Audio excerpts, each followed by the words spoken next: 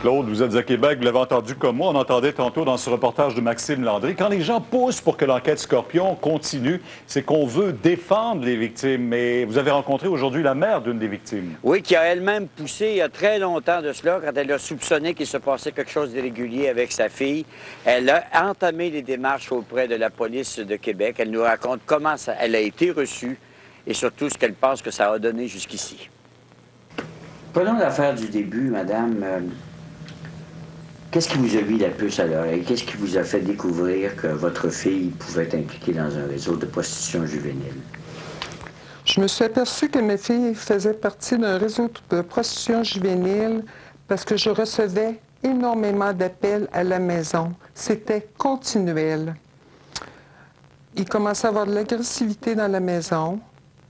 Ma fille, elle s'endurait pas. On n'était plus capable d'y parler. Alors, j'ai rencontré un autre policier. Vraiment, j'étais très énervée. Puis, je suis arrivée avec des noms, des numéros de téléphone. Puis, le policier les connaissait tous. Il n'y avait rien à faire. Vraiment rien à faire. Il n'y avait pas les moyens, il n'y avait pas les ressources. Il ne pouvait pas nous aider. Alors, on a fait nos propres enquêtes. C'est-à-dire? J'ai fait des rencontres chez moi, à mon domicile, avec d'autres mères. On s'est échangé des informations sur le Wolfpack, la filière libanaise, les Arabes, et j'en passe. On s'est transmis de l'information qui nous a permis de transmettre ça aux policiers. On était rendu assez loin dans notre enquête. Donc, vous avez fait une partie de leur travail, si j'ai bien compris. On a fait une partie de leur travail. Quand vous regardez ça, là, le combat que vous avez mené, que vous menez toujours d'ailleurs, parce que c'est loin d'être fini. Non, c'est pas terminé. Avez-vous l'impression que vous vous êtes heurté à un pouvoir obscur, là, que vous avez du mal à identifier, ou si vous connaissez le pouvoir auquel vous vous êtes heurté? On le connaissait. On savait que ce serait difficile. Il était presque désemparé de ne pas pouvoir nous aider. Pas juste parce qu'il n'y avait pas assez de ressources, mais aussi parce qu'ils étaient retenus de l'intérieur, qu'il y a quelqu'un qui tirait sur eux autres? Oui, monsieur. Vous l'avez senti comme ça? Oui, monsieur. Exactement. Puis pas juste moi. Les autres mères qui étaient avec moi, on en discutait souvent. Et si je vous demandais aujourd'hui de dire qui les retenait à l'arrière, seriez-vous capable de le nommer? Oui. Ou de les nommer? Oui. Le directeur de la police, j'en suis convaincue. Le directeur au criminel, M. Fortin. Et probablement le maire Lallier. Vous êtes convaincu que ça s'est rendu sur le bureau du maire Lallier et que lui, oui, monsieur. Et que lui leur a dit, laissez ça tranquille. Il a dit... Oui, monsieur. Puis le maire Lallier, au lieu de s'intéresser aux vraies choses de la vie, ce qui se passe sur son territoire, parce que ça s'est passé sur son territoire, il préfère s'occuper des histoires d'escalier. Les choses, là, c'est pas les vraies valeurs de la vie, ça.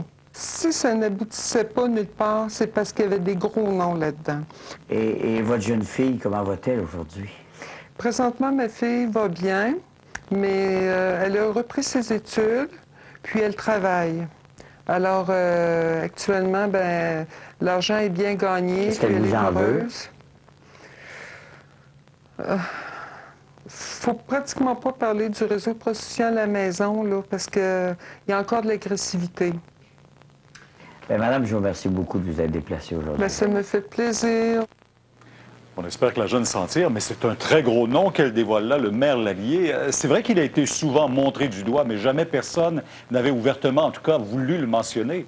Et il va nous expliquer dans l'entretien exclusif que nous avons obtenu aujourd'hui que ce sont des raisons politiques qui l'ont conduit à le faire. Il n'avait pas à s'impliquer, dit-il, mais c'était un fait que maintenant le maire Lallier vit dans cette tourmente depuis déjà plus d'1 an. Merci de nous accueillir.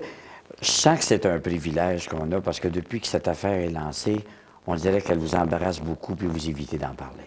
Bien, elle m'embarrasse en ce sens que c'est pas le travail du maire de commenter jour après jour le travail des policiers, des juges, de prendre position pour ou contre telle chose. Mon travail, moi, c'est de gérer la ville et au sujet de la police, c'est de mettre à sa disposition les ressources dont elle a besoin, telles que demandées par le chef de police pour faire son travail. On a toujours garanti ces ressources et j'ai pas à m'immiscer dans la conduite du service de police, à commander ou à décommander les enquêtes ou à dire de regarder dans telle ou telle direction. J'ai pas le droit, de par la loi, de faire ça. Nous avions aujourd'hui même le maire d'une des victimes qui se dit, à tort ou à raison, vous allez me dire, convaincu que vous êtes intervenu dans le travail des policiers pour stopper l'enquête. Non seulement je ne suis pas intervenu, mais le chef de police qui pourrait dire si je suis intervenu, lui-même a confirmé par communiqué et plusieurs fois verbalement que je ne suis pas intervenu. Le président du syndicat des policiers a dit la même chose, si ma mémoire est bonne. Donc, que peut-on dire de plus? Vous avez regardé Alessa et vous regardez Alessa depuis le 17 décembre dernier, Oui. en apprenant des nouvelles comme nous dans les journaux le matin? Oui. Absolument. Exactement.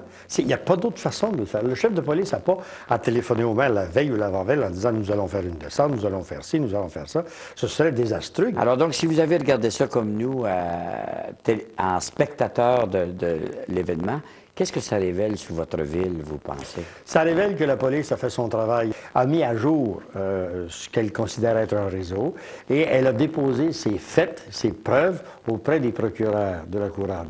Ceux-ci ont regardé cette preuve et ont décidé de poursuivre un certain nombre de personnes, de porter plainte contre ces personnes-là et la justice doit suivre son cours. Ceci nous permet quand même de penser qu'il y a l'enquête, l'opération Scorpion étant terminée, probablement d'autres victimes que nous ne connaissons pas et probablement d'autres clients potentiels que nous ne connaîtrons jamais non plus. C'est pas impensable, mais si on n'a pas de preuves, on peut pas se mettre à se faire justice au coin de la rue soi-même en disant « je pense que le vieux tabarouette qui est là est un comme ci, puis est un comme ça, puis je vais y régler son compte ». Mais l'enquête sur la prostitution est permanente dans une ville comme Québec. L'opération Scorpion est terminée. Qu'est-ce que vous pensez d'André Arthur, M. le maire?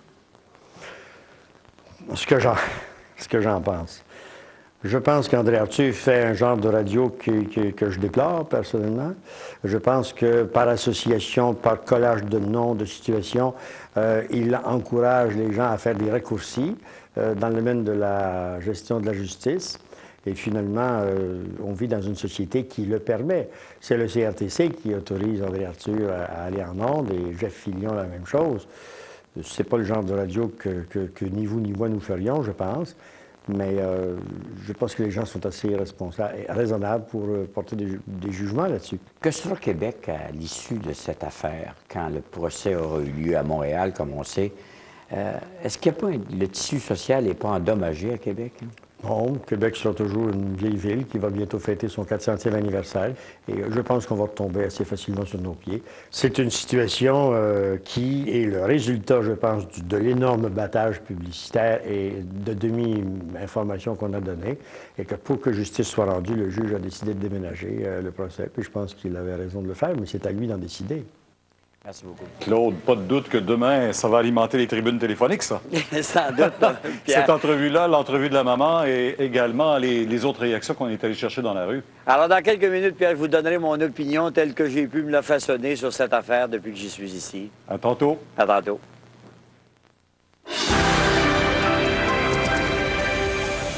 5 à Montréal, 1 à Québec, et ça s'est vu sur le Claude, terrain hein? aujourd'hui. Mais on a senti ça aujourd'hui. Oui, absolument. C'était plutôt frais. Alors, Claude, qui est présentement à Québec, je peux vous dire qu'il a le petit œil brillant, un peu de froid.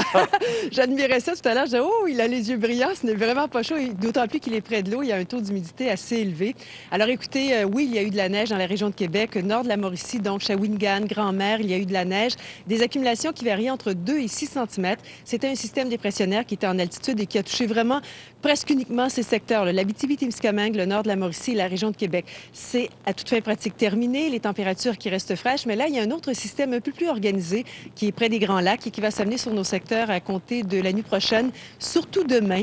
Et ça va nous donner des précipitations. Évidemment, ça va dépendre. Si les précipitations commencent très tôt, ça pourrait être sous forme de neige, mais ça va se changer en pluie. Et évidemment, si les précipitations se poursuivent en soirée, là, ça pourrait redevenir sous forme de neige, mais on ne parle quand même pas d'accumulation. Alors, on regarde regarde en détail ce que ça va donner pour tout le Québec. On y va avec les régions du sud-ouest du Québec. Alors, les nuages vont s'installer graduellement là, sur presque tous les secteurs au cours de la soirée ou de la nuit prochaine. Des températures quand même saisonnières pour ce temps-ci de l'année, minimum qui varieront entre moins 5 et 0 degrés. Encore des éclaircies pour les cantons de l'Est. Demain maintenant, on prévoit des précipitations sur tous les secteurs. Alors, précipitations qui devraient commencer en mi-journée pour les Laurentides, l'Outaouais et Montréal, soit sous forme de faible neige ou de pluie, ou parfois de la neige mêlée de pluie. Pour les régions de la Mauricie, Québec et les cantons de l'Est, les précipitations vont commencer en après-midi, tandis que pour la Beauce, ce sera en fin de journée.